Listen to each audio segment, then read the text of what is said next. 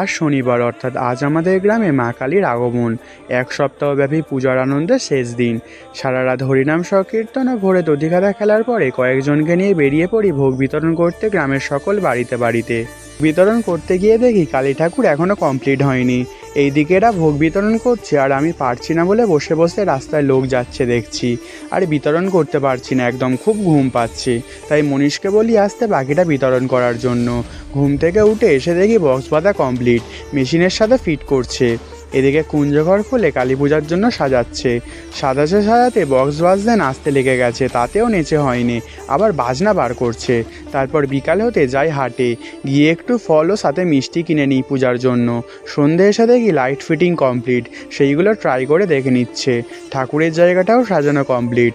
তারপর বন্ধুদের সাথে খাওয়া দাওয়া করে যাই ঠাকুর আনতে যেতে দেয় ঠান্ডা ঠান্ডা শরবত সাথে লাড্ডু। বরণ করার জন্য সবাই চলে আসায় শুরু হয়ে যায় বরণ করা কমপ্লিট। তারপর মাকে তোলা হয় আমাদের নিজেদের হাতে বানানো টলি গাড়িতে। পুষ্প ছড়াতে মাকে মণ্ডপে নিয়ে আসার কাজ শুরু হয়ে যায়। টলিতে আনায় ঠাকুরটা খুব সুন্দরভাবেই আসছে, তবুও কিছু কিছু গাছে ঠেকে যাচ্ছে। মণ্ডপে পৌঁছায় টলি থেকে মাকে নামিয়ে সাবধানের সাথে গিয়ে রাখা হয়। এদিকে তো সবাই নাচতে শুরু করে দিয়েছে। সমস্ত ডালা দেওয়ার পর শুরু হয় মায়ের পূজা।